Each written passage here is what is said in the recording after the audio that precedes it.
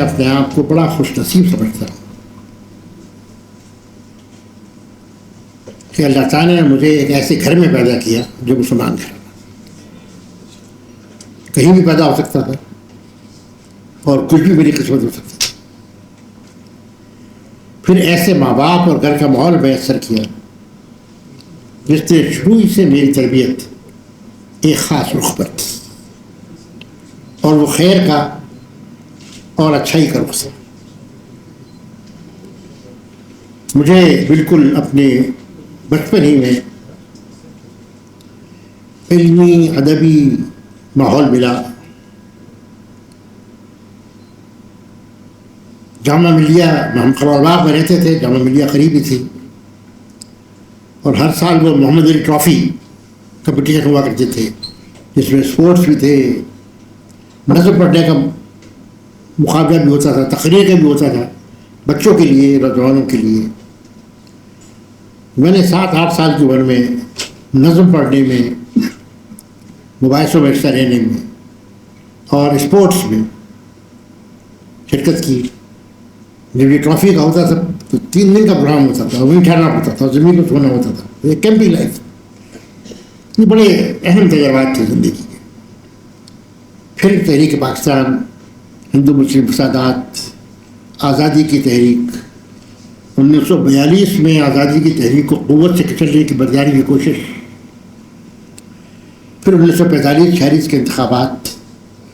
میری پوری فیملی مسلم سے وابستہ تھی. میں بچوں کی انجمن کا سب سے ینگسٹ صدر بنا تھا، اور بچہ مسلم لیگ کا دلی میں صدر منتخب ہوا.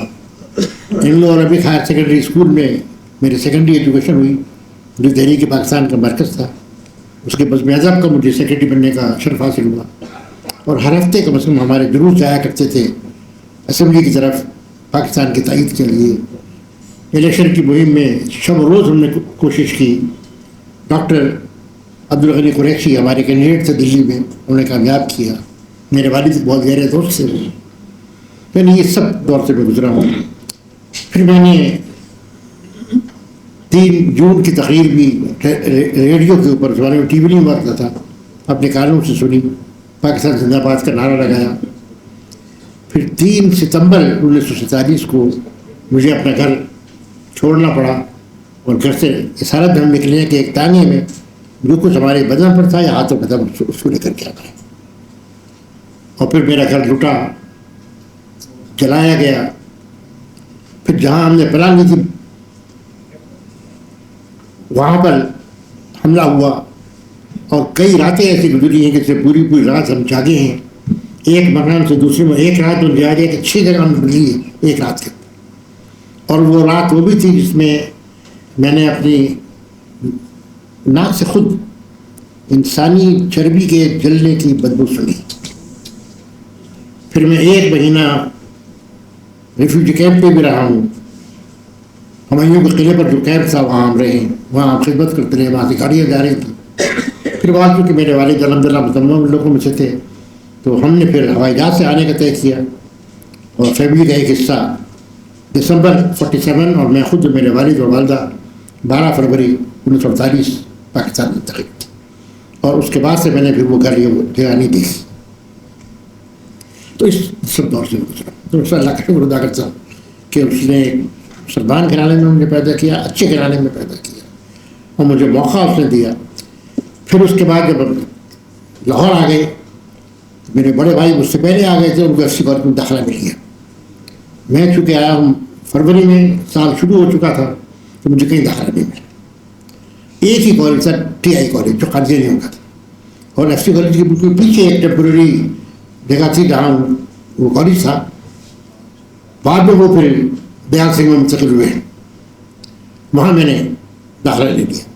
اور اتفاق کی بات یہ ہے کہ میرا دوسرا کلاس فیلو بہار سے آئے ہوئے وہ جو آج کل ڈاکٹر اقبال EQ اقبال احمد، مشہور سوشلسٹ، جن کا انتقال ہو چکا ہے، ہم دونوں کلاس فیلو تھے اور اچھے دوست تھے.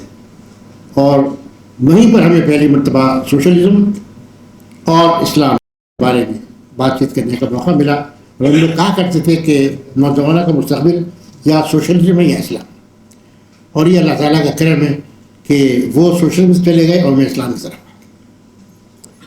49 میں پہلی مرتبہ مولانا مودودی کی تحریروں سے میں آشنا ہوں. الحمدللہ جو روایتی دینی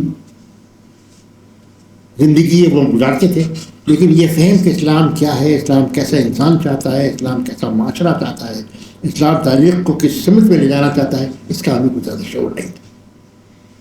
یہ 49 کے وسط جمعیت سے تعارف، پھر 1950 میں جمعیت کا رکن بنا جنوری میں. فوراً بعد 2 یا 3 مہینے کے اندر ناظم کراچی منتخب ہو گیا، پھر ناظم سندھ، پھر ناظم اعلیٰ.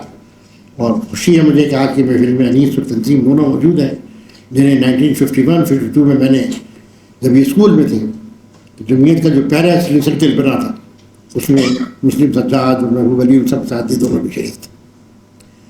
تو اس طرح پھر تحریک زندگی کا آغاز ہوا، اور اس کے بعد کی چیزیں آپ کے سامنے ہیں. تو پہلا اللہ کا کرم یہ ہے کہ اس نے مسلمان گھرانے میں پیدا کیا. دوسرا یہ ہے کہ ایسا گھرانہ جس میں بھارت دین کا شعور تھا اور اس نے میری زندگی کو ایک بہتر رخ میں پڑھا.